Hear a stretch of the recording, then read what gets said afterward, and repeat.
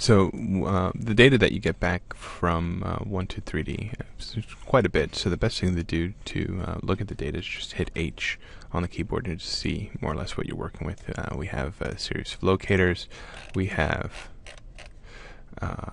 this mesh root, which these objects are actually parented under.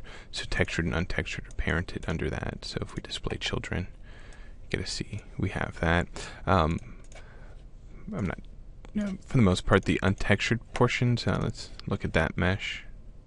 Let's grab this and just move it about. Yeah, doesn't seem like it's anything vital, so that's something we can go ahead and clean out. And just organizing the data is going to keep you sane while working on the project. So just hit H again, and I can ignore everything that's within here. We can filter this out a few ways. Now for the cameras, probably don't want them visible, so a couple ways that we can go ahead and select and manage those cameras. So we can go to our object filters, grab our cameras, and we have nothing but camera selected, and we can just create a group from here, camera group. So now these cameras will behave as one object, and I can just right click in object properties and hide. But that makes it difficult to find them again and then unhide them. So if I just hit H, we can probably find this these guys here. If we just look at display hidden, let's see, select, where are you? Display, here we go. Display hidden objects. So now we have this, and then we have access to our camera group. So now that we have that selected, I can right click object properties, then unhide. So that gets to be kind of a pain. So some other things that we have access to in order to speed that up, we can create a group. That's another option, or excuse me, layers. That's could be another option for us. So here we can just go and click here and just make a cameras layer.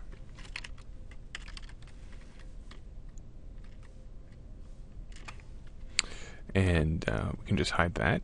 And this button will just take whatever you had selected. That's why the cameras were already applied to the layer. I don't want this my active layer, so we'll just go ahead and click there, and the cameras are hidden, and this is now my active layer. So when I make new geometries, they won't automatically be hidden. Okay, so we'll just hit Z. Okay. So we have the layers. That's another method that we can work with, and I think that is an easier method because if we want to show or have access to those cameras again, this is probably the quickest way. Now, now that we hit our cameras, we can go ahead and check out. If I go and just Alt W here, let's look at our mesh in the scene. One thing that you might run into if you use this camera filter here, you'll have no access to your geometry, so just make sure that you just change your filter back. That's something to keep in mind. Okay. So you can see that the way that that I'm oriented in the scene, I'm kind of at this angle here. I'm just going to want to straighten out my mesh just to align the head, the main features, to the main axes that we have access to. So in this case, I want to align my face facing down the y-axis in this case. So we'll just grab my geo, and we'll just hit E to rotate. Just rotate this. It might be easier to visualize not in wireframe mode, and we'll just change this to consistent colors. Okay, so we'll just go ahead and just rotate that. We'll move them to be down the center plane. So that looks okay within this view. And then we'll check out our front view.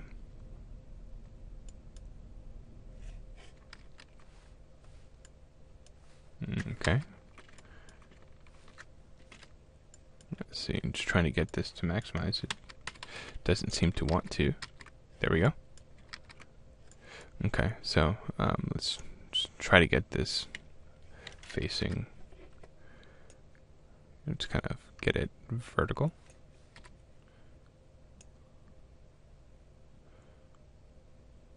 Okay. And we'll try to get this head just facing straight within this view. Just straighten that out just a little bit. There we are. So those are some things that you might want to consider. And these faces here, these are untextured polygons, and that's that other object that's here. So we have this under textured, and those are locators. Okay, so we can go ahead and just get rid of these locators here.